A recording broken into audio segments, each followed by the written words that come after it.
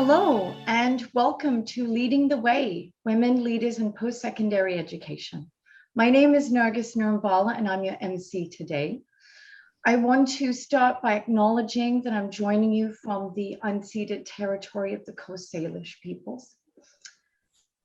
Today's event takes place in unprecedented times. I mean, we're joining you from Zoom, from all over the world, which is so exciting. Our post-secondary institutions and students are facing challenges and obstacles like never before, and they're having to lead through adversity and change. We have assembled an amazing international panel of women leaders of post-secondary institutions. In fact, I was joking with our moderator that I'm one of the only people here today without a PhD. So it's a little bit intimidating. We're going to be having a mindful and thoughtful conversation led by my friend Shobna. And I want to say something. This is by no means an exhaustive panel. There are so many other women leading post-secondary institutions.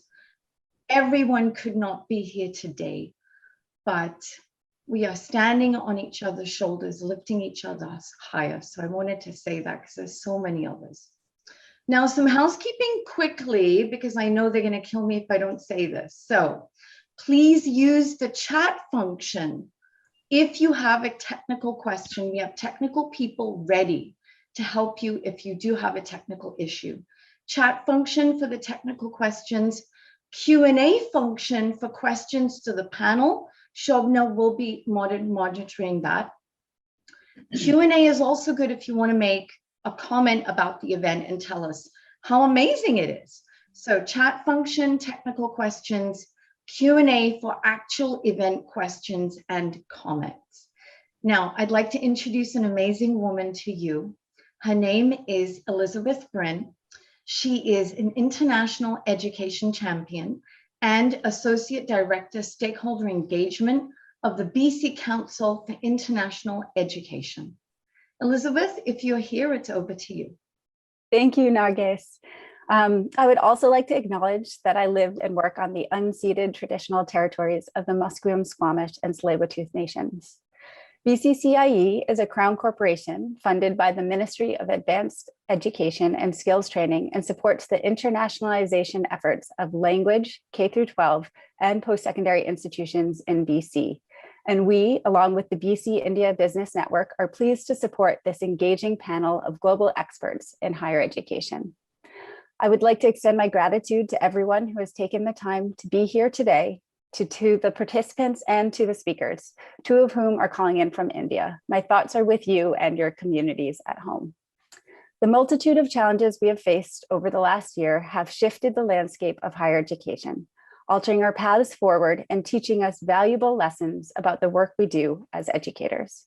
We have learned just how important post-secondary institutions are and can be, not just as places of learning, but also as spaces of support, opportunity, and community for students, faculty, and staff.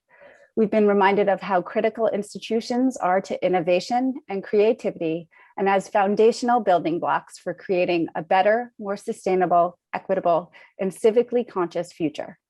With geography becoming almost irrelevant in a digital world, we've learned that not all education needs to be conducted in the four walls of a classroom.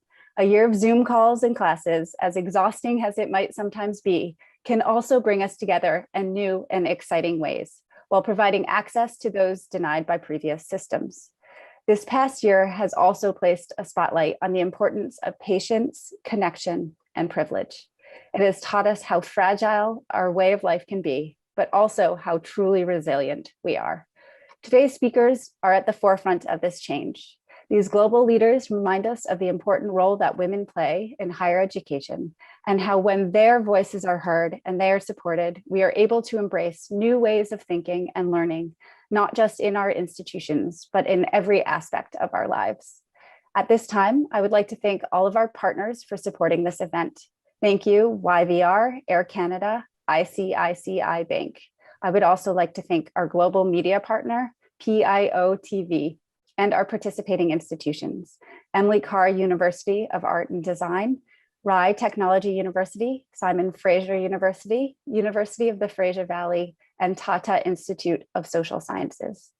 Without all of your generous support, this wouldn't be possible. And finally, I would like to acknowledge the special guests in attendance today. Mr. Manish, Consul General of India in Vancouver, Mr. Sandeep Goel, President and CEO of ICICI Bank Canada, Mr. James Howie, Manager Business Development Air Canada, and Mr. Munish Gupta, Chairman of PIOTV. Thank you all for being part of this exciting event. Nargis, over to you. Thank you so much, Elizabeth. Now it gives me great pleasure to introduce you to our moderator today, my friend Shobna J.R. Madhavan, Associate Vice President of External Relations for Simon Fraser University. Shobna, it's over to you. Thank you very much, Nargis, and a warm welcome to all of you. These are indeed unprecedented times, and it's an honor to be your moderator for this morning. We are going to be with 5 amazing leaders. I've met every single one of them and continue to be inspired by their journey, their leadership, compassion, and passion. It's my pleasure to introduce our panelists. Dr. Gillian Siddall, President and Vice Chancellor, Emily Carr University, Canada. Dr. Harbeen Arora, Chancellor, Rye University, India. Dr. Joanne McLean, President and Vice Chancellor, University of Fraser Valley, Canada. Dr. Joy Johnson, President and Vice Chancellor, Simon Fraser University, Canada. And last but not the least, one of my favorite professors and the Vice Chancellor of Tata Institute of Social Sciences, India, Dr. Shalini Bharat. A warm welcome. Before we get started with our panel discussion and a very rich, meaningful, and thoughtful conversation, I would like to invite our panelists, starting off with Dr. Arora, to take a minute to tell us a little bit about your organization. Thank you so much, Shobna. Thank you for the opportunity to go first. So namaste, everybody. Thank you for your warm wishes and words for India. Truly, Canada is such a wonderful country, and just the opening remarks were so heartening. So thank you, everybody. Truly, we stand together. So my institution that I represent today, the Rye University, the Rye Technology University, these are institutions of higher education. These are private universities legislated in different states of India. To take the Rye University, that has been legislated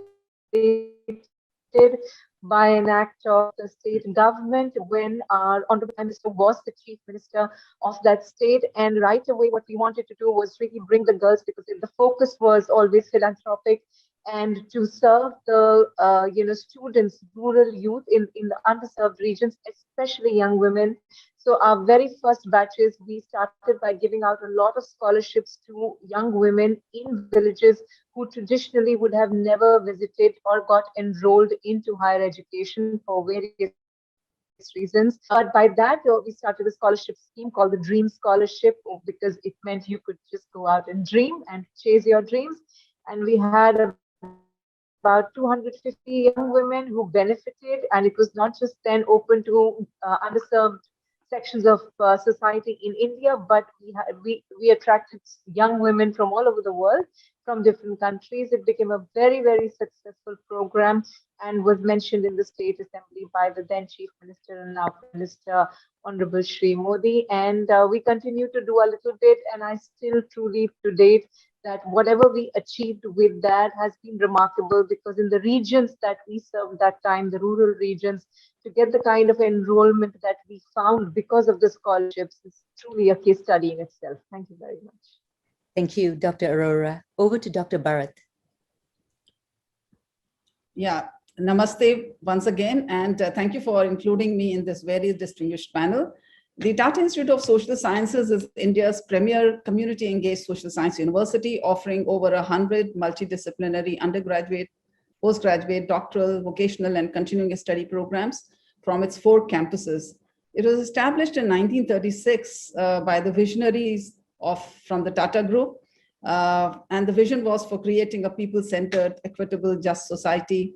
The Institute is a pioneer in the country in creating and perfecting a unique pedagogy that blends classroom teaching with field-based learning in actual settings, such as in rural and urban settings, government institutions, civil society organizations, the industry, and the corporate world.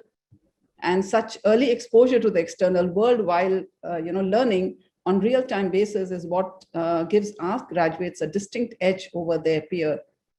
The Institute is also widely credited for its field action projects developed and led by faculty and sometimes by students as well. And these FAPs, as we call them, work for vulnerable and marginalized groups and on very many social issues, and bring back field learnings from the fields to the classrooms. Many of these FAPs have been game changers and key to policy reforms and innovative programs in the country. And currently, the Institute has 18 such dynamic and vibrant FAPs in action across many Indian states. The Institute has several active academic and research partnerships with international universities, including one with SFU, as Dr. Joy said. We are very happy about it, and we are partners on many consortia as well. And we have a very vibrant, customized Study in India program for international students interested in learning about community engagement and field-based methodologies. So much for this moment, and over to you, Sobna. Thank you so much, Dr. Bharat. Dr. Sidel. Thank you so much, and good morning and good evening, everyone. It's a great pleasure to be here. I want to thank all those who organized this panel, and to say what an honor it is to be on this panel with other distinguished guests. Emily Carr University of Art and Design is located on the unceded and traditional territory of the Squamish, Musqueam, and Tsleil-Waututh peoples, and we are always grateful to our host nations for being able to work together on that land. We have a long history in Vancouver at Emily Carr. We are celebrating our 100th anniversary in 4 years. And as we mark that major milestone, we will be looking at ways to remember our past and look ahead to our exciting future. In 2017, we moved into our beautiful new purpose-built campus at Great Northern Way. We offer a range of undergraduate and graduate programs in visual art, design, and media. We are one of 4 art and design universities in Canada and one of the largest in North America with approximately 2,000 full-time equivalent students. And if I can just brag for a moment about Emily Carr, in the QS International rankings, in the category of universities that deliver art and design programming, and there are over 200 internationally, we are ranked number 30, and the only Canadian university ranked in the top 50 for delivery of art and design. So we're very proud of that. Thank you. I think I'll leave it there. We're also involved in many partnerships, including with Simon Fraser and University of British Columbia, looking forward to our conversation today. Wonderful. Thank you so much, Dr. Sidal. Dr. McLean. Yes. Hi, everyone. What a pleasure it is to be here. What an honor to be amongst all of you and to have this opportunity. Thank you. A little bit about the University of the Fraser Valley. We are an institution that is here in British Columbia and also with a presence in Chandigarh in India. We are a distributed campus model. So we're 75, 80 kilometers due east of Vancouver in BC. And here we have four campuses and other areas where we're delivering education. We are an undergraduate, regionally based institution with a dispersed kind of delivery of education through undergraduate degrees and some master's degrees, but also through certificates and diplomas and even trades programming. We have about few more than 15,000 students, of which when you add them all up into the full-time equivalents, we're around 10,000. And we're a relatively young institution. We're only coming up to halfway to where Gillian's institution is. We will have our 50th anniversary coming in 2024 that we're preparing for. We have for many years, since 2004, been involved in delivering education in Chandigarh with UIGE and an attachment to delivering business education and partnership there. with a variety of institutions and colleges. And our institution is working through all that everyone is right now. And what a pleasure it is for me to have an opportunity to chat with you this morning. Well, thank you so much, Dr. McLean. And last but not the least, Dr. Johnson. Well, thank you very much, Shobana, and greetings, everyone. Again, such an honor to be here today with such fantastic colleagues. Simon Fraser University is very privileged to be located on unceded territories of the Musqueam, Squamish, Tsleil-Waututh, and Coquitlam people on Burnaby Mountain, and that's where I'm coming to you from today. We have 3 campuses, one in downtown Vancouver, one on Burnaby Mountain, and one in the city of Surrey. These are vibrant campuses. We have 37,000 students. We are considered Canada's top comprehensive university, and we're very proud of that record. Our vision is to be an engaged university, and I think there's a common theme today in terms of thinking about ways we can work with our communities, make a difference in the world. We value our partnerships, and some of them have been mentioned already, because we recognize that the pressing issues of today really require that we work together, that we find common cause, and really put our efforts into creating meaningful learning opportunities, but also address pressing issues of the day through our research. We have 170,000 alumni across 143 countries. So we are scattered across the world, and we're very, very interested at this time in terms of our global engagement to be thinking deeply about sustainability, about ways that we in partnership again can address key issues for the globe. So with that, I think I'll leave it. I'm looking forward to our conversation, and back to you, Shobana. Thank you so much, Dr. Johnson. So let's just jump in right into the conversation. I'm sure our global audience, very much like me, is looking forward to this conversation, to your insights and reflections. I'd like to get started with Dr. Bharat.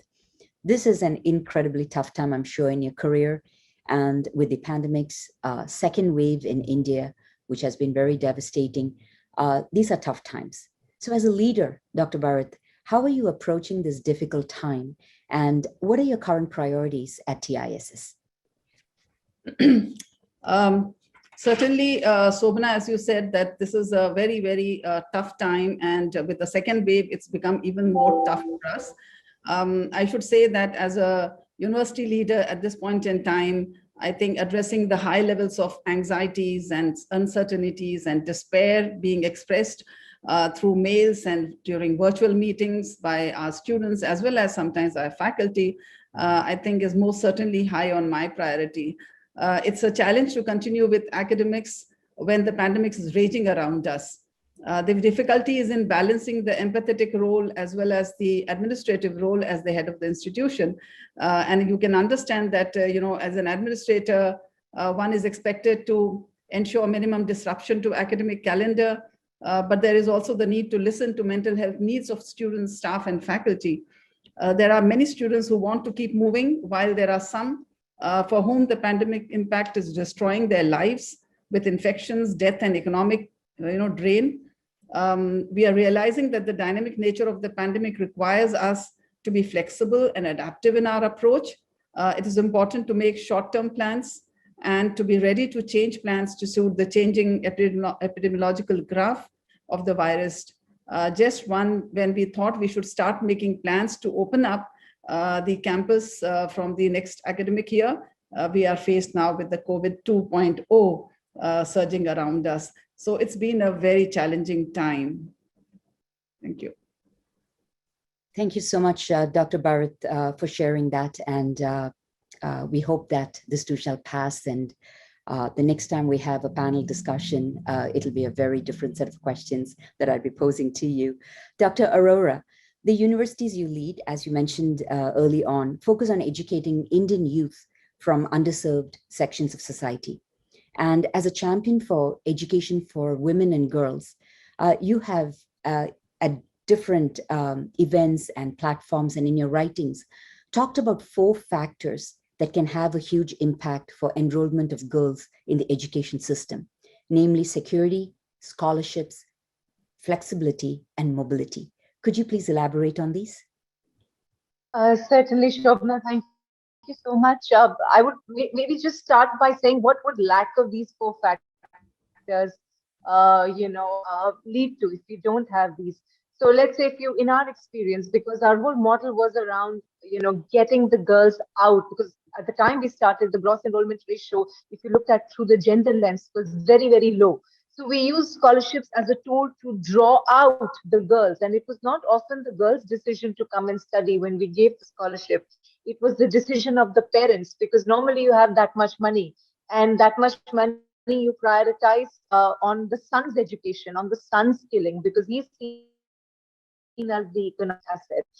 But when you gave the scholarship, if you didn't give the scholarship, the money would go to the girl's education, and she wouldn't probably proceed to that higher education level, or not even to the school level of O levels or A levels, and maybe just be out at the 8th standard. So scholarship at every level, not just the higher education level. So progressively, all the girls who were able to reach the minimum 12th standard eligibility, even for them, to go to college or not to go to college, that is the question, and that gets answered with that scholarship. And you say, don't worry, we'll take care of the tuition, we'll take care of the boarding, we'll take care of the lodging. So she's there, she will learn English, she will learn these skills, she will be ready to get a job, which will she'll get an employment, so all those things. And when actually she does get the employment, and she, instead of being the economic liability in the heads of the family and the societal mindset, she becomes this economic asset. And a very fond memory of mine is when this girl, with her first salary, bought 2 plane tickets for her parents to take them on their first plane ride. I mean, there are so many touching moments like that. Just today, I was reading about a young boy who was working with the Amul dairy. He was the son of the chauffeur, but got opportunities through scholarships to study in a school, to study, and now he's excelled in IIM Ahmedabad, and he's joining that same company again as a top-notch manager. So it truly has a magical effect. So if you don't give that, I mean, my first travel abroad was on a scholarship. As a student, you don't really have any economic means. So the first time I went out, and not only does it, I can't say too much about what it does to you when you step into the world of education, and you go to a university somewhere away from your town, in a bigger city, in a different country. It just opens up your mind and gives you a vision of who you can be. The same thing for security. I mean, again, in the rural context, if you don't have security, even in the urban context, we deter. We have rules for girls saying don't go out when it's late and things like that. Because if you don't, and that's a function of the state to ensure the law and order. So that security for us as universities to be able to work to ensure that the road is well done. And I remember very fondly, I was working with a lady who she is in Gujarat, and I told her that we need to widen the road because girls, we need to put the lights over there as well, because it's dark otherwise. And she got it done within the week. So working with a woman chief minister who understood exactly what I was talking about, it didn't take delays. So that was fantastic, because it does a huge difference to your sense. If you're in a state of fear, you can't fly. So those basics need to be figured out. Mobility, again, I always like to present gifts as shoes to girls, because I feel your feet and you're wearing shoes. The other day, I have domestic staff, and she told me it felt when I reached home early. So it sort of it puts wheels on you. You feel you can, and you go for it. There's been an experiment of giving bicycles to girls in villages, and they're ready to get going. So it builds the confidence and solves that problem of security, because you have mobility. You can get onto that bicycle, go to your school. You don't have to that many kilometers to that school or college, which is far away. I'm thinking strictly of rural regions, because my universities are actually situated and built in the rural regions of these states. And flexibility, because you really work, said it, in India, we'll coexist for different centuries. So you are coexisting with different mindsets. And it's very important to take them together and respect those differences and be flexible to understand and not sort of fight it with confrontation all the time, but accept, adjust, embrace, adapt to it.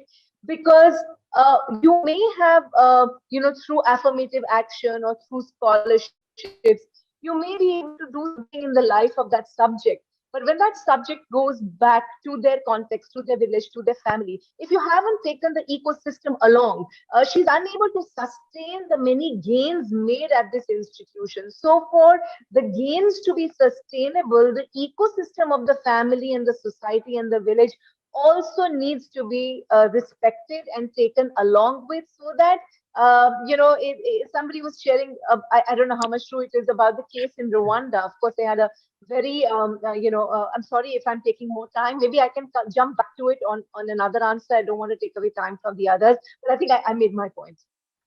Thank you so much, Dr. Arora. I think a lot of what you said would resonate with our global audience. And I think the one big takeaway from what you just shared is how we need to take the ecosystem along with the student that we're trying to transform through the education experience.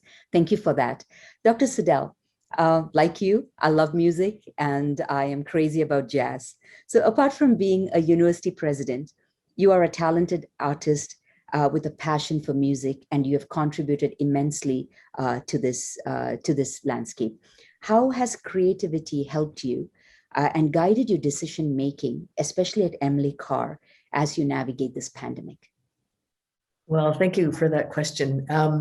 One of the presidents of another Canadian university, quite a seasoned president, said, once we were well into the pandemic, that we are all new presidents in the context of the pandemic, and we're all navigating a very different kind of landscape. And I think that has really caused us all to think about university leadership.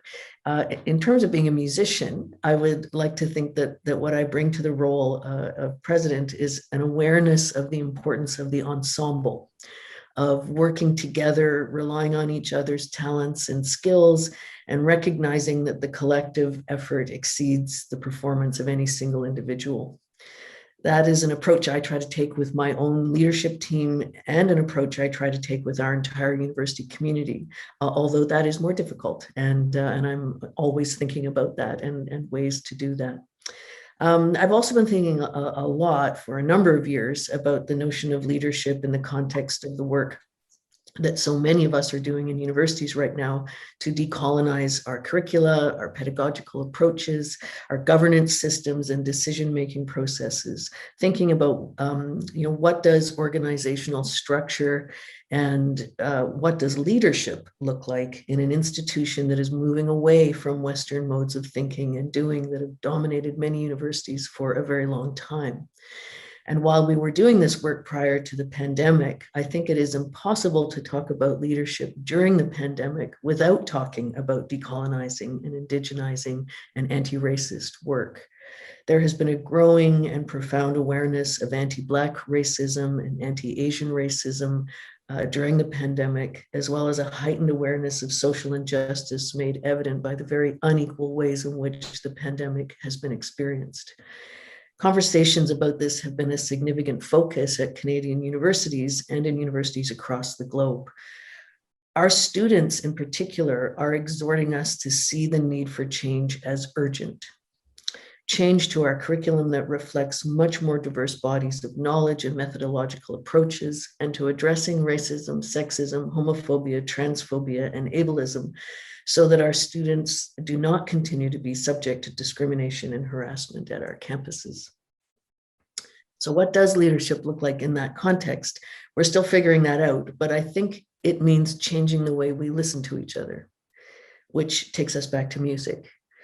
Playing in an ensemble, particularly doing improvisation, requires listening to each other and building on what each other is doing, and really producing things that could not be produced otherwise.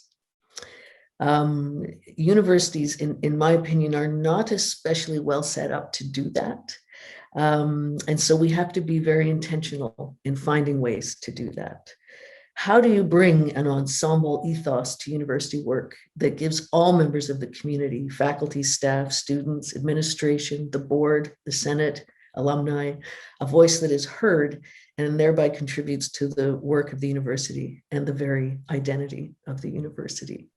There's been some interesting work done on improvisation as social practice and the ways in which thinking about improvisation in those ways can be a model for doing work differently. And I think it's really interesting to think about that in the context of universities.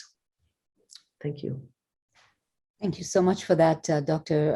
Sidol. I love the ensemble ethos. I think, it's just such a beautiful concept, and I'm sure that there's lots to think about and learn from what you just shared.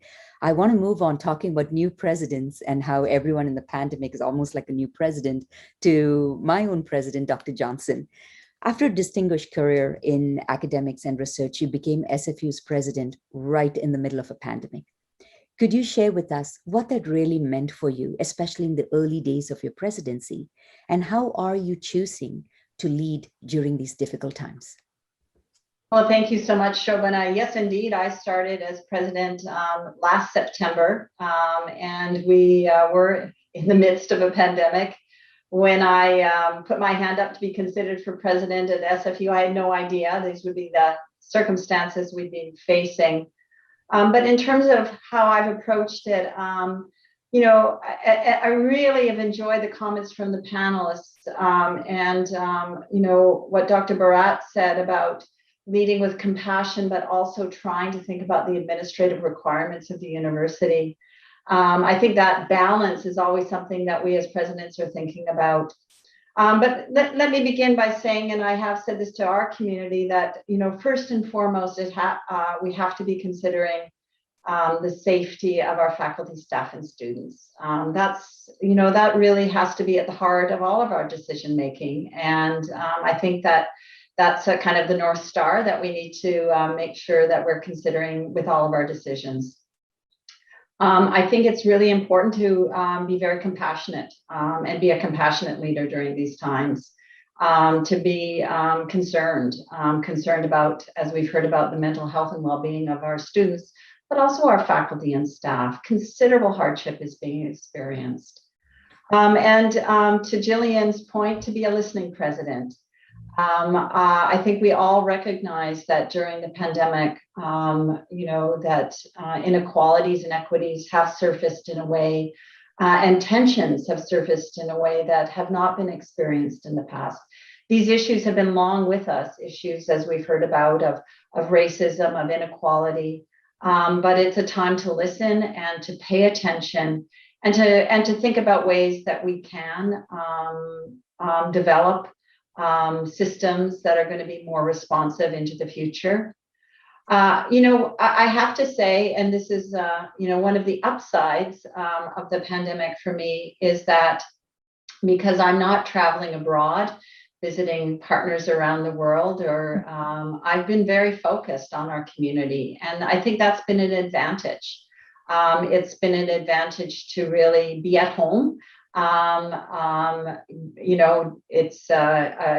of our meetings are on Zoom, obviously, or virtually, but to really be paying attention. I guess the other thing for me in terms of leadership is I'm very interested in inclusive leadership as well, about, making sure that that I am open to diverse positions, that I am listening to different points of view. And bringing those points of view into decision-making of the university. And I think we've made considerable progress in that regard as well. We at SFU look forward to opening our doors more fully to students this fall, and are making plans to be more fully back on campus in September. But I have to tell you, it's not without challenges. I've heard from many that shutting our doors and going online is way easier than bringing people back and making them feel safe and secure as we return to on-campus activities. So the work has been immense, but I have to say it's been so fulfilling.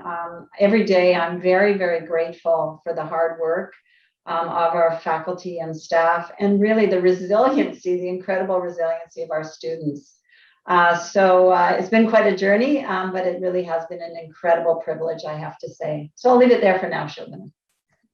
Thank you so much, Dr. Johnson. Having the pleasure of working with you, I have firsthand experienced your, empathy, compassionate leadership, and how we've had to really change the way we think about problems and how we collaborate with students, faculty, staff, and communities to find some solutions. So thank you for that. I'm going to ask Dr. McLean about how we have gone about prioritizing and reprioritizing institutional goals. So Dr. McLean, when the pandemic started, as a university president, I'm sure you had to do some serious prioritizing and reprioritizing of your university's goals to make sure that the outcomes that you would like your domestic and international students to have are achieved. Could you share some thoughts on that? Yes, thank you. And it's a really good question, and I'll try to add a little bit to what my colleague said. Because the pandemic has actually really substantially shifted our thinking much more specifically about everyone. And I mean our students, our staff and faculty, all community members who are part of our university activity or walk onto our campus, to focusing on their safety, their health and well-being. And of course, we've always been concerned about the well-being of our people. The university is its people. But the pandemic has required, I think, a different lens and set of skills compared to before, the penultimate goal. And so the reprioritization of goals has really become this: how do we support the university community, our students and their challenges that have been described, our faculty and enormous challenges related to the pandemic. How do we become an institution that is enabling remote teaching and learning, research, experiential learning, community engagement, remote work? How is it that we're going to enable members of the university to continue on with the mission of our institution, but to do it in a completely different way? And when I look back, I think what an absolutely daunting challenge it has been, and how well higher education institutions, I think, around the world have done in continuing on with the mission. How do we, create those opportunities for engagement in the world of the university when so much of what we've done and how we value doing it in terms of face-to-face engagement of people is so heavily restricted? And I think the first order of business for me was in prioritizing supports for everyone, keeping our executive team and communication channels and our board and Senate engaged and in the loop and a part of things, while also at the same time trying to plan somewhat for what comes next, for opportunities that we might engage, for innovation and strategy around change and growth and delivering our mission. And a few years ago, we gave an honorary degree to a young woman who from our community by the name of Sophie Schmidt. And Sophie is a star soccer player, plays for Canada's national team, and she's a professional player in Europe. And as part of the celebration, she spoke to hundreds of kids, literally hundreds of kids on our campus. We bussed in children from all over. And one of her really specific messages was around embracing change for a future. And of course, this was pre-pandemic. But she said to them, we all have to learn to be comfortable with being uncomfortable. And so many times over the last year and a half, I have thought about this. And I have tried to engage in the listening that Joy spoke to, in the creation of teamwork and engagement of everyone, that Jill has spoken to, and others, in learning to prioritize, to reprioritize, to change, and to build as we go in a really an unknown environment that we've all faced. That one day we're thinking one thing and the next day we're thinking something else. And that's very challenging for us for everyone in our community, and I fully understand that. So I'll leave it at that and not take up too much time, but I think that we all have been required to change priorities, to refocus goals, to reprioritize on the fly, and that the resiliency that we've shown to face and engage change, I think, has been remarkable. Wow. Thank you so much, Dr. McLean. I have been just monitoring the questions that are already starting to come in from our global audience, and believe it or not, they're fantastic questions. So I'm going to request all the panelists to give me a 30-second response to the next round of panel questions, and then we're going to jump right into the Q&A session. Dr. Bharat, starting off with you, what would you say is the role of institutes of higher learning in the COVID context? And if you could just touch on the specific role played by TISS in supporting the fight against COVID in India. Thank you, Sobna. This is a great question, actually. And I would say that higher education institutions have an extremely critical role to play in times of disasters, such as this particular pandemic, as they are at the forefront of cutting-edge research, generating critical data, developing technical, clinical, and social innovations. They all have the necessary expertise and professional skills for community-level work, and also for providing inputs on policy and programs to support government response. So I guess, all leading institutions, even smaller colleges and all, have a great deal of, contribution to make. Now, with the Tata Institute of Social Sciences, as I said, we are a community engaged and connected university. We are already engaged with many communities through our field action projects, which I said about in my introduction, which makes it possible for us actually to move in the field very fast and very quickly. And you would know, Sobna, about those. Professionally trained field staff have the required skills to work at grassroots level. And so no time actually is lost on trainings, etc. And usually, but of course, we have to orient them to a particular pandemic or to a particular disaster. But the basics are all there. And because we constantly partner with several key government departments, many of our faculty get inducted into various committees and task forces set up by the government. Now, in this particular pandemic, we did many things. For example, there were some direct interventions through our field action projects. We actually, were running community kitchens for some time in informal settlements. We were in the forefront of distribution of food packets to migrants. As you all must have seen, they were walking, they were traveling back to their hometowns, and many had become homeless. We did fundraising and financial aid to unemployed people, widows, and street dwellers. Communication materials, especially like small video clips for awareness generation in local languages, because a lot of people had lots of misconceptions and we needed to clear all those. And of course, we did large surveys and other researches because we are also a research university. But I'd just like to take a moment to highlight a couple of 4 initiatives or 4 or 5 initiatives, which are, I think, particularly interesting to look at. One thing which we did a lot, it was in the mental health sphere.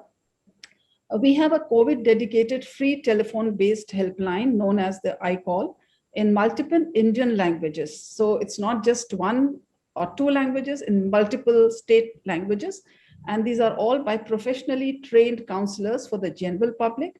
And we also had a special dedicated helpline for frontline health workers, because we realized that a lot of health workers were beginning to just drain out. They had their own concerns, they had their own anxieties, and nobody was looking at their mental health needs. So we actually have still a special dedicated helpline for the frontline health workers, the nurses, the doctors, the sanitation workers, the police people, and so on. We have a very interesting, field action project called Rahbar, which has been supporting 3 national level and 3 state level helplines, 12 organizations, and over 300 plus professionals across India and outside, in Nepal, Australia, Indonesia, by providing training and supervision sessions for mental health professionals working with individuals and communities. And we did a lot of capacity building initiatives.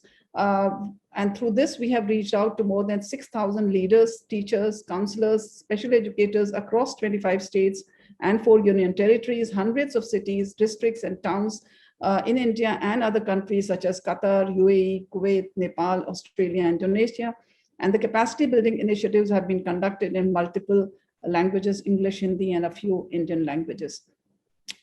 Third thing we did was we developed a whole lot of guidance documents for the Indian Council of Medical Research on psychosocial counseling for COVID-19 positive patients and their family members.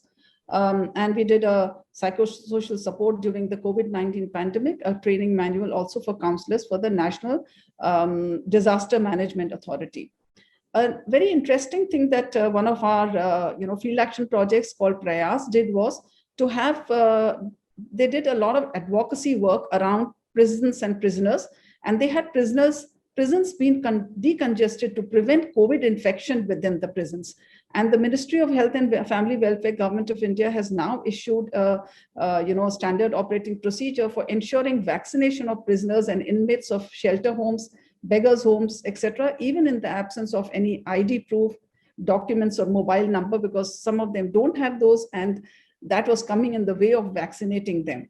Another, field action project that is the Special Cell for Women developed the hashtag lockdown on domestic violence, an initiative in collaboration with an NGO and support from the government of Maharashtra, the state in which we are, and also the Maharashtra police, to address the issue of rising domestic violence due to COVID pandemic during, the last phase. And of course, it continues even today.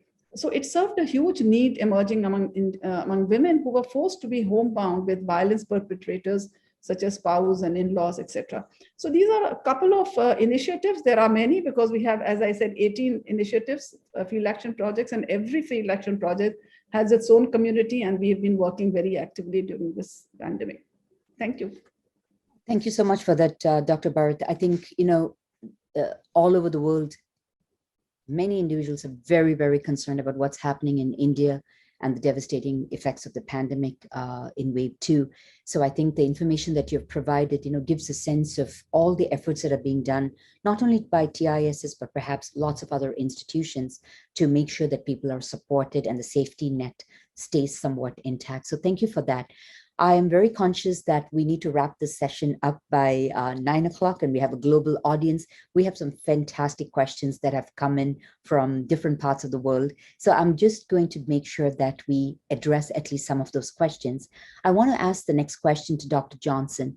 World over, international students and their families are very concerned about what's happening currently.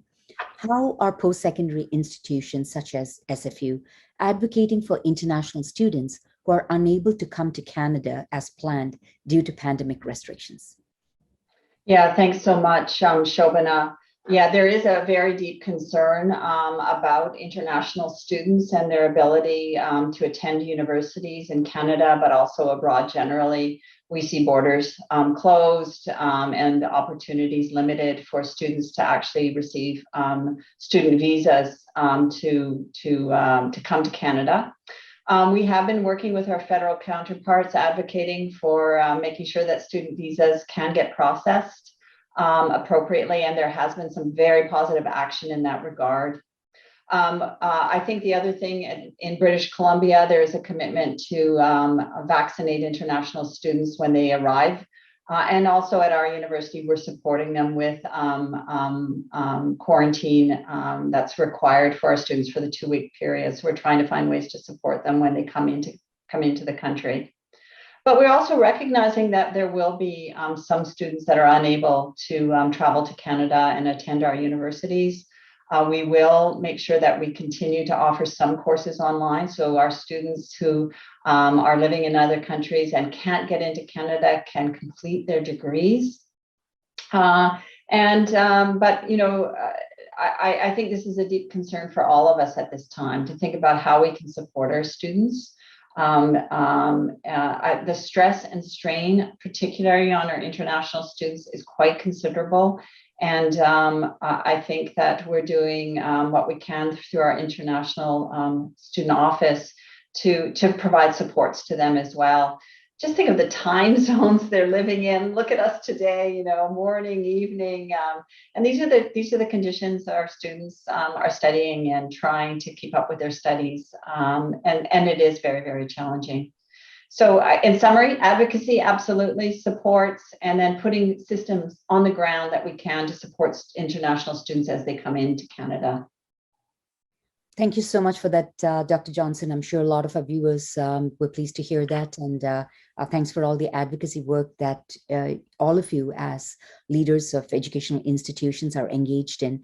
My next question is to Dr. Arora, and this is a question from actually one of our viewers, by which I'm signaling to all of you on our panel that we're moving into the Q&A session. We have a question from India. What does the future look like for online education? Is it here to stay? Countries like India are not too comfortable with concepts like homeschooling. What is the way forward, and how does one start to build a culture that without compromising traditional institution learning? Thank you so much for that question. And truly, really, we did have correctly put, as not just us. I've written a book along with my partner, which was on the dawn of a new vibrant India. And we gave reforms in higher education in that book. In 2014, I had the opportunity to present in person to the Prime Minister of India when he was going to be taking over as Prime Minister. And he listened very intently to all the recommendations. And to his credit, he said, okay, send me more copies and we'll have people in the PMO go through them and read through them. So from the government side, a lot of policy push has been coming in the past 5 or 6 years, especially towards modernization. And this government is really doing a lot in terms of digitalization, ensuring access, putting in infrastructure in place. But I think it's one thing to put in policy, and it's again another thing to take the rest of the ecosystem along. It has been happening, but definitely during the pandemic, we were talking about the upside has been that everybody's sort of woken up to the fact that it's no longer an option and it's a necessity, and it's no longer an additional way to make education reach the masses, but an imperative and one of the main ways to make it happen. So it's really flipped the classroom that we wanted to flip for a very long time, and it's made it happen.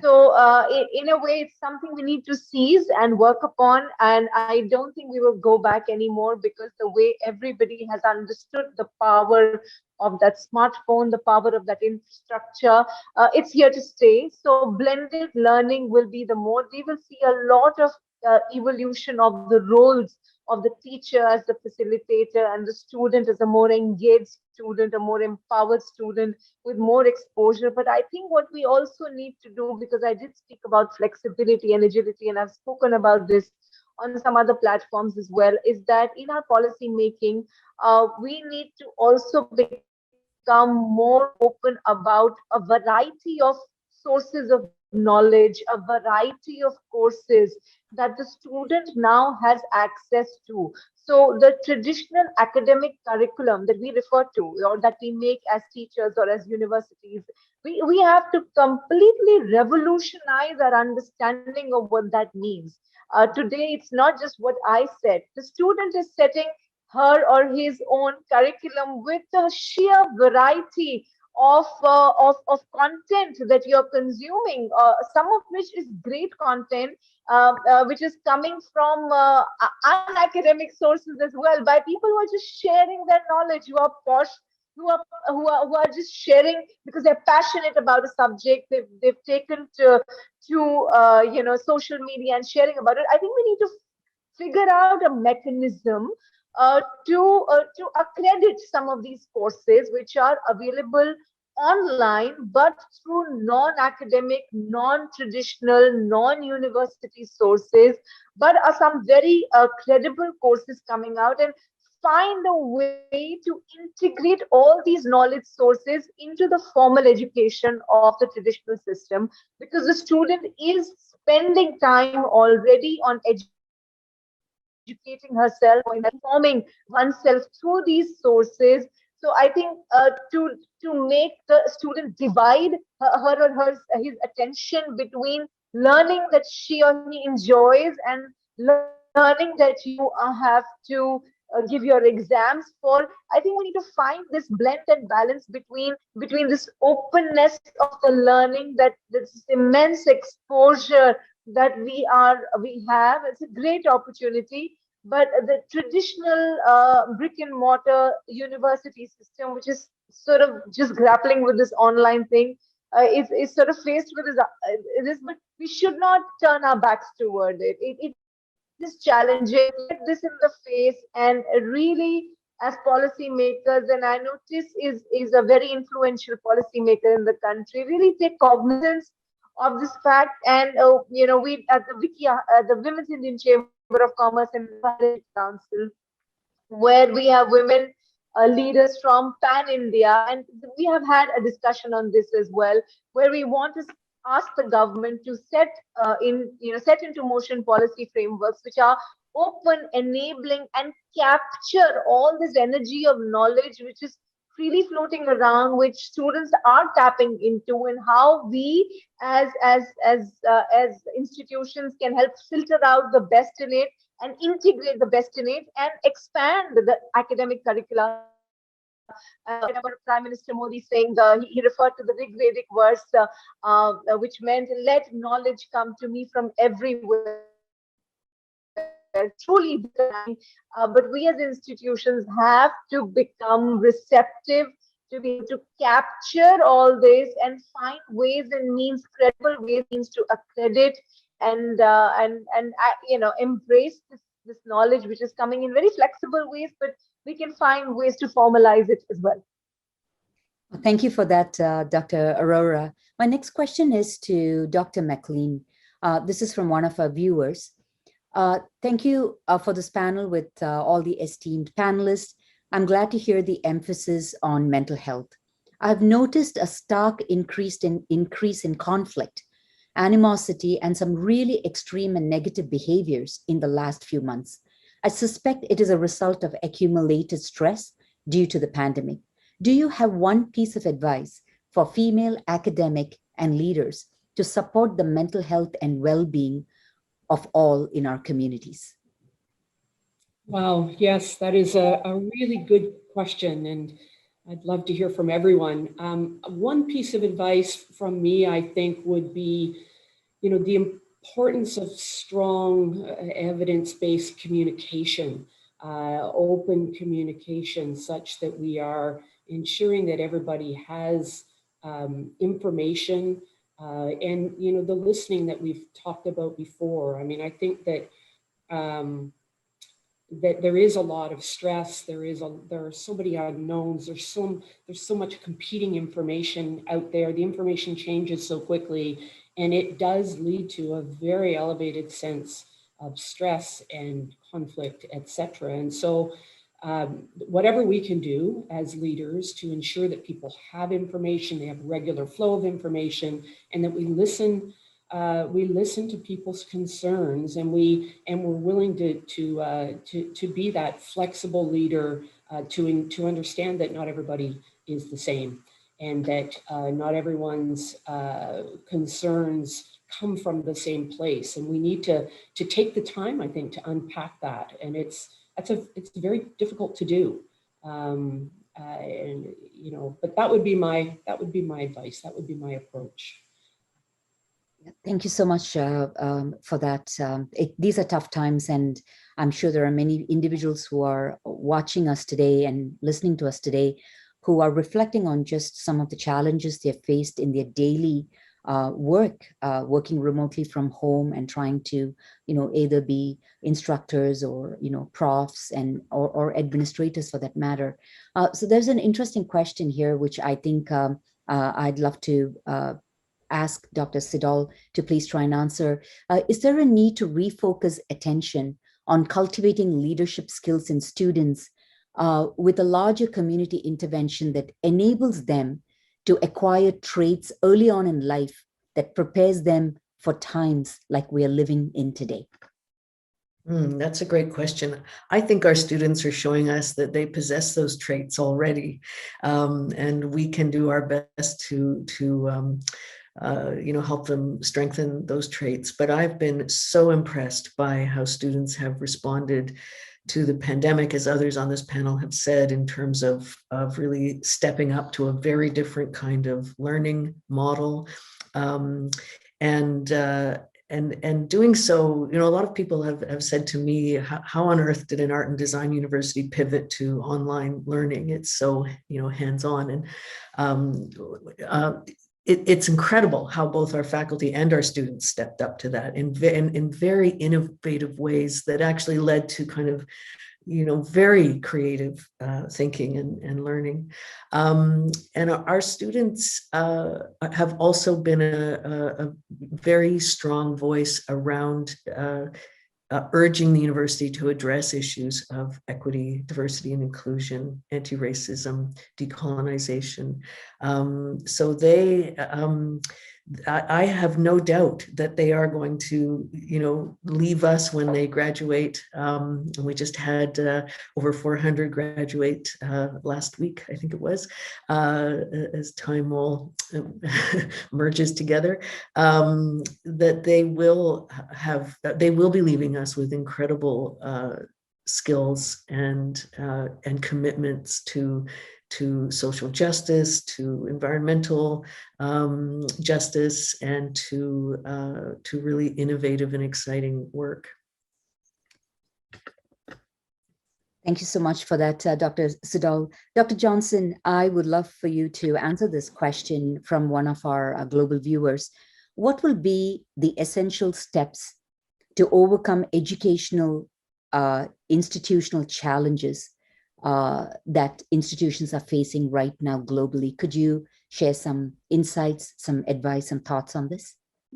Well, the challenges are many, and I can't pretend to know what every challenge that every university is facing right now. But I think, first of all, the challenges, and we've talked about many of them, relate to the pandemic. So that's, first and foremost on all of our minds. And I think that and again, the safety of our faculty, staff, and students, thinking about how we might reopen, what that might look like.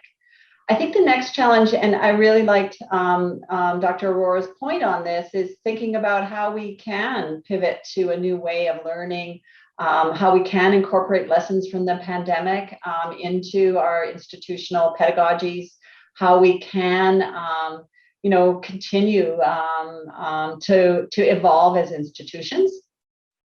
A third challenge that I'm really interested in is the role of post-secondary institutions in economic recovery for our countries.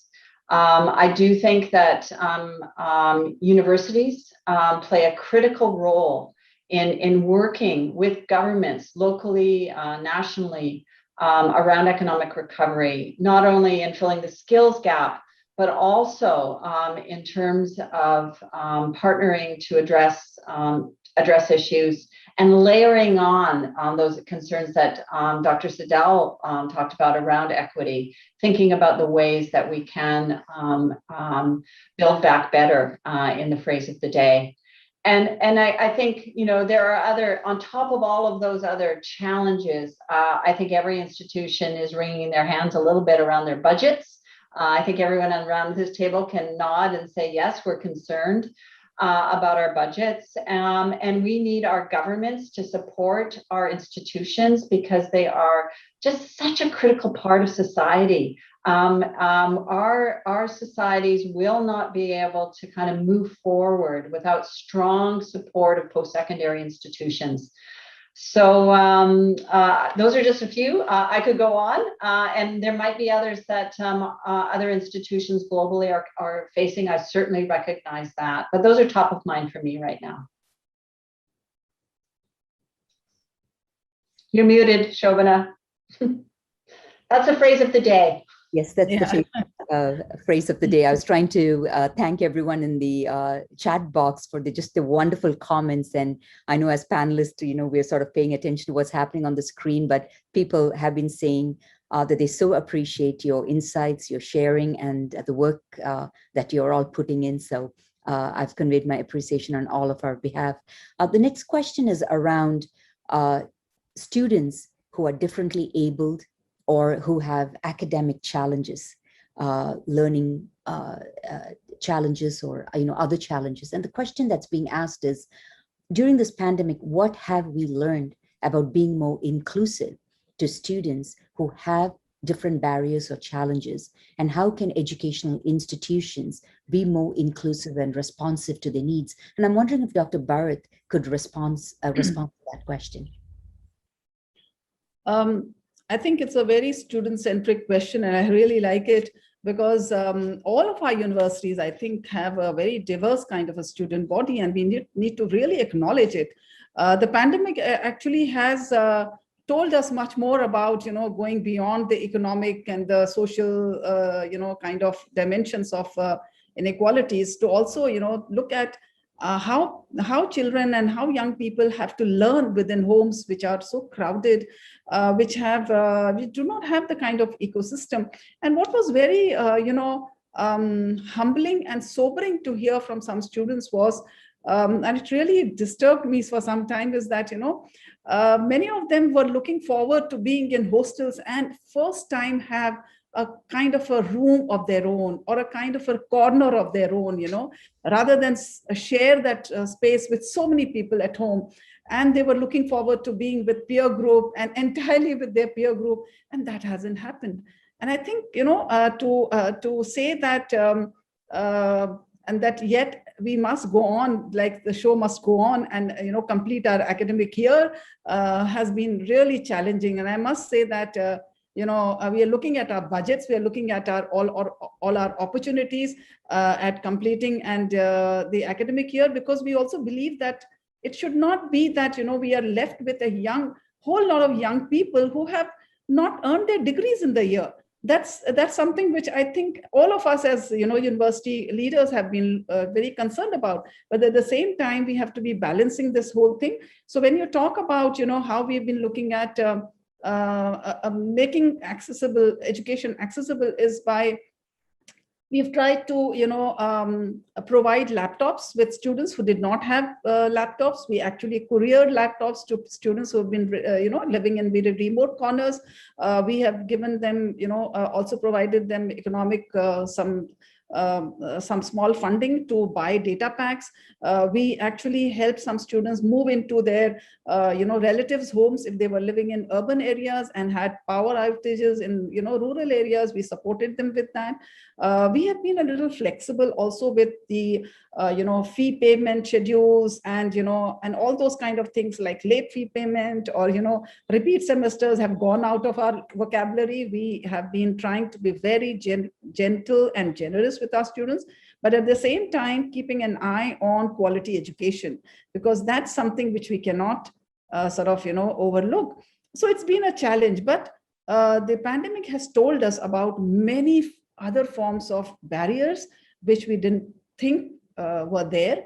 And we have tried to think out of the box solutions for many of these challenges to make our, libraries. Of course, we had e-resources, and so we depended on that. We're trying to give students a lot of group exercises, lots of not loading them with a lot of, reading material to make their lives very miserable while they are sometimes navigating with a, mobile phone and such devices.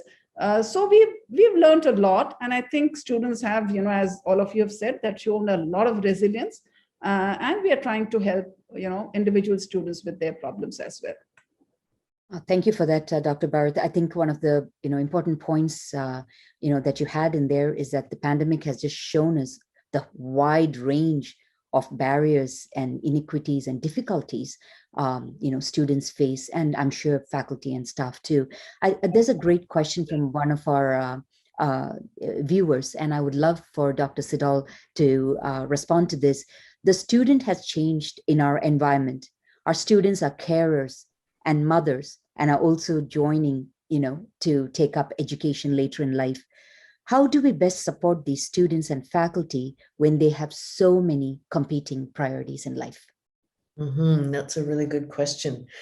I think I think the pandemic has shown us one way we can do that, and that is by offering more online delivery of curriculum.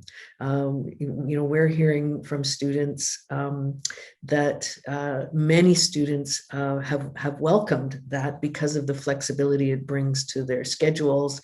Many students who attend Emily Carr, for example, have quite a long commute to get to campus. And so post-pandemic, we'll definitely be looking at some kind of blending of delivery of curriculum so that those students can continue to have that kind of flexibility in their schedules. I think, other ways of doing that, we don't have this available at Emily Carr, but other institutions I've been at have childcare available, which I think can be incredibly helpful to students who are balancing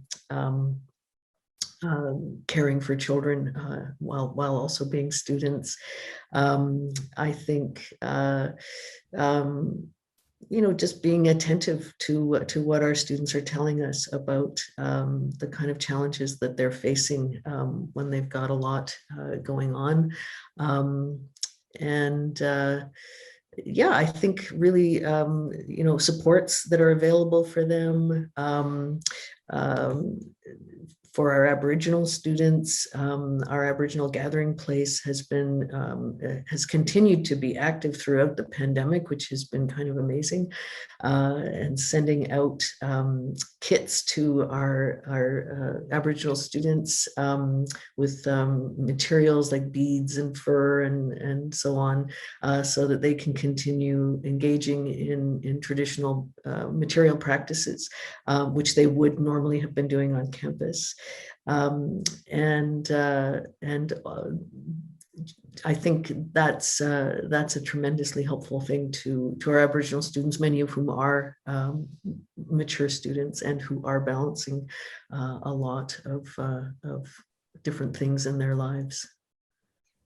Thank you. And I think many of you have touched on the need for empathetic and compassionate leadership and to pay attention to what has surfaced during the pandemic in terms of issues, inequities, be it tech divide or, access to education or mental health. And I think this conversation has just helped us realize that even when the pandemic is over and done with, we are going to definitely have to pay attention to these important lessons. We have some very interesting questions about sort of, some sort of predictability sort of about the future. I'm going to combine a couple of questions here. So I would love for Dr. McLean to respond to this.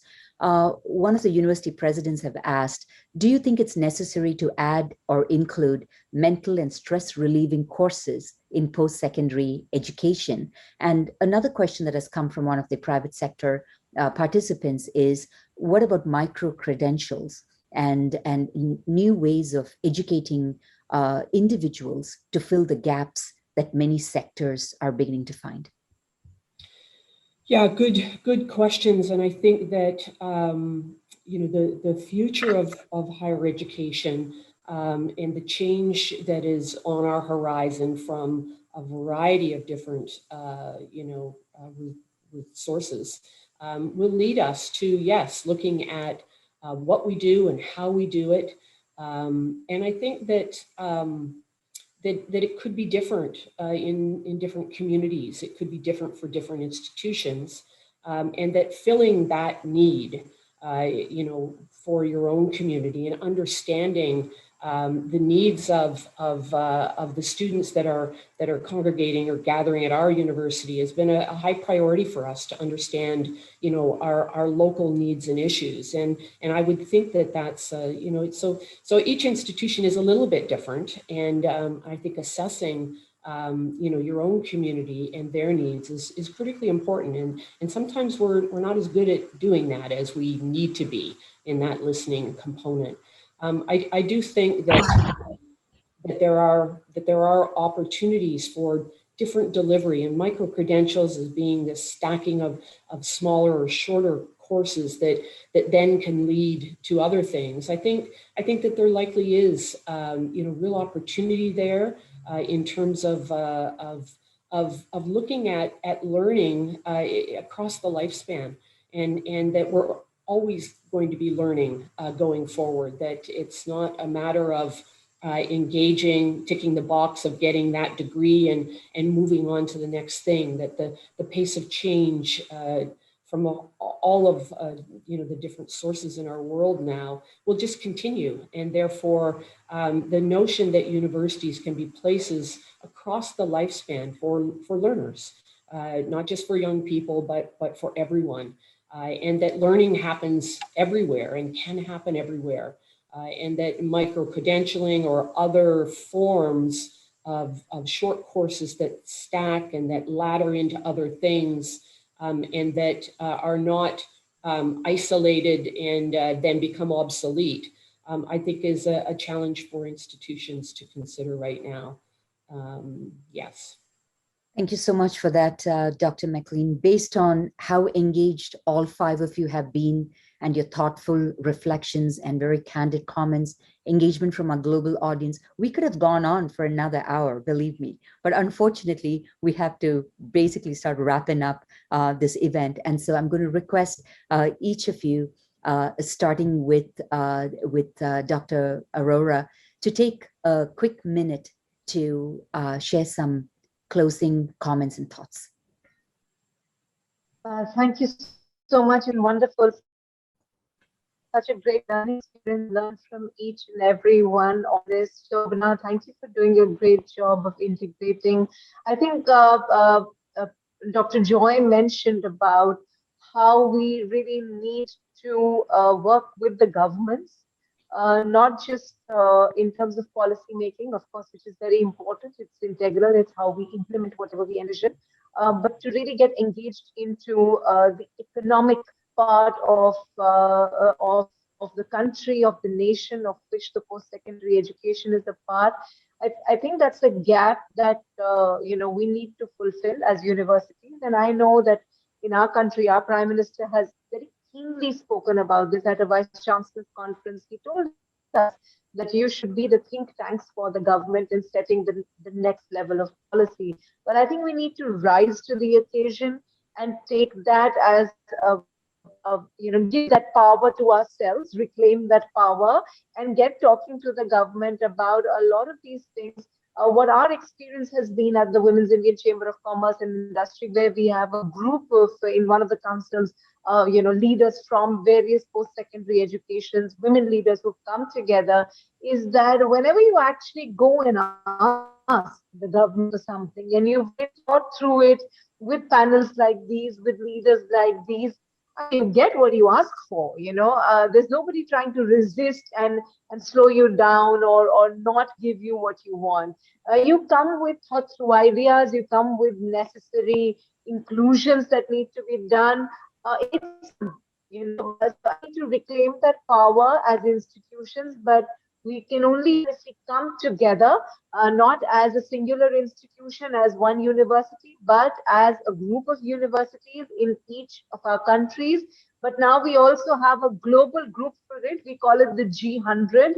And, I'd really love some of you to look at it. It's on our website.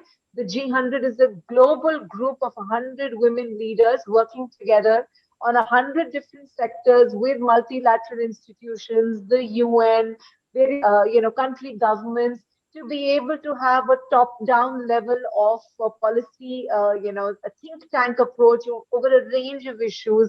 And I think as women, when we come together as women leaders, we have the power together, the power of our institutions together, the power of our experiences together, and really move and shake move the needle, move that mountain of change and transformation, which sometimes is difficult to do alone. I always say, alone we strive, together we thrive.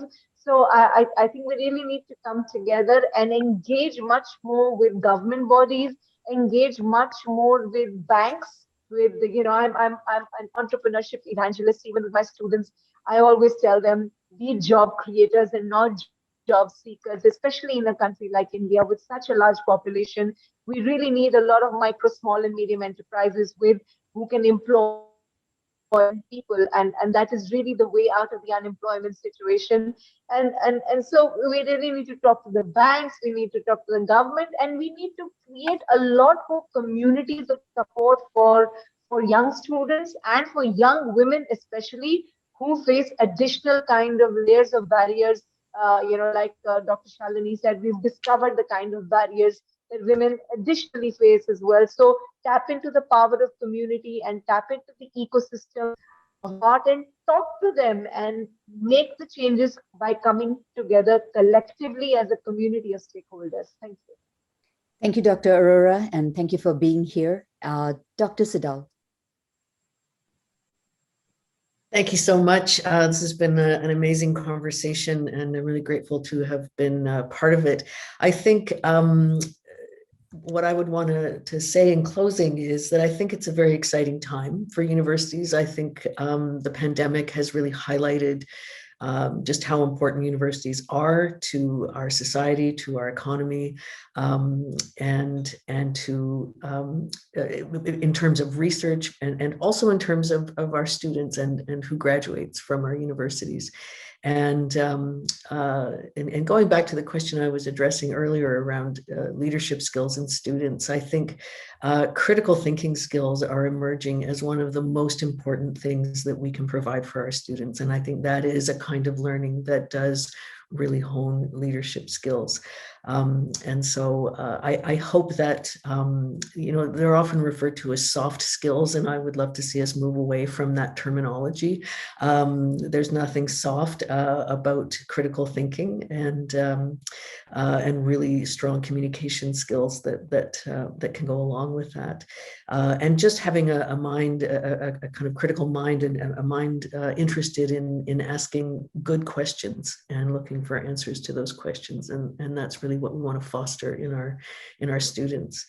I think I would also say, given that this is a panel about women in leadership, that we need to be mindful that there's work to be done there. And it's fantastic to have these university presidents together here today, but we know that in Canada, I think it's still only around 25% of presidents of universities are women, and most of those are at smaller universities. So Joy is one of the exceptions, leading a larger university. So there's much work to be done there, and we're talking about that and working on that. And within Universities Canada, the women presidents come together and are addressing those issues. And I think we can do our part by mentoring women as they're coming through the university system. Thank you for that, Dr. Siddal. I appreciate it. Dr. McLean. Yes, thank you. I agree with what my colleagues have said, every word of it. And I guess in closing, I would make a comment to women students, to women, younger women in the academy who are interested in positions in the president's office or beyond, across the institution, is to take heart in their absolute suitability for these jobs, their abilities to do these jobs, to be willing to step forward, as Joyce said, put up your hand and engage in leadership. And it's a bit trite perhaps, but I really do believe in the say yes to things, engage in all that you can to gain experience, to gain connections. Do not hesitate to step forward and to be a part of the leadership that our communities, our world so desperately needs. We're in a tough time now. The pandemic has been a desperate scenario for our world, but it is maybe for now and not forever. I keep saying that, and it carries on, it continues on. But I would just simply urge everyone to consider their opportunities to be engaged, to gain experience, to say yes to opportunities, and not to hesitate to step into leadership roles. Wonderful. Thank you for that. Dr. Bharat, and we'll conclude with Dr. Johnson. It's been such an amazing conversation with all of you, and I endorse all the sentiments and all that you all have said. In my closing remarks, I would only like to say, first of all, just I'm sort of being so engaged with this pandemic that I want to say that the pandemic is so global. It's a global cause and a global goal for all of us, and I think partnerships and collaborations are so very key to overcoming this all. So as they say, we are all not good until every one of us is good, and healthy in this out of this pandemic. And the second thing I would like to say is that we all have realized that mental health is such an important issue for all our staff, faculty, students, and when we take care of this, we really make them resilient and we make them capable of taking on any challenges. So I'd like to say that we really learn.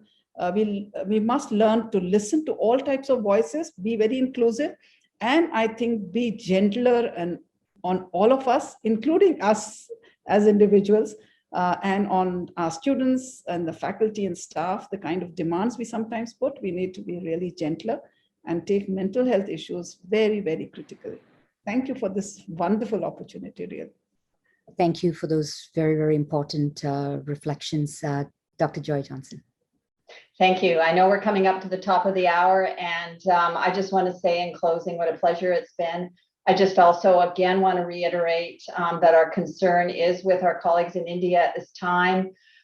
In terms of leadership, I totally agree that the work of women in leadership is not done.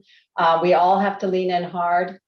When I was a young woman finishing high school, it wasn't on my list of dreams to be a university president.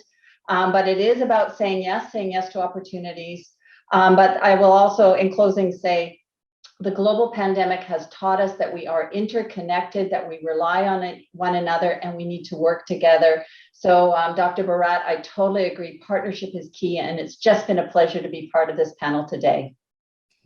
Thank you very much, everyone. It's been an immense pleasure. Take care, and I'm handing it off to my friend and MC, Nargis. Hello. Thank you so much, Shobna. Wow, that was amazing.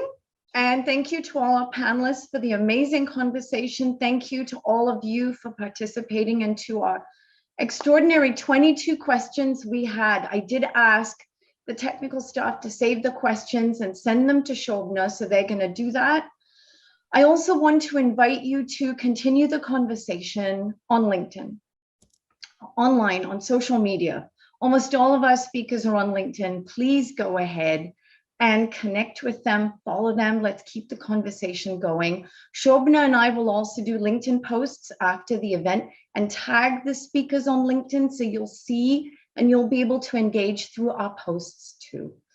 I want to thank you also for all of your patience through all the Zoom freezes, delays, muted microphones, all the things we all have to go through every day.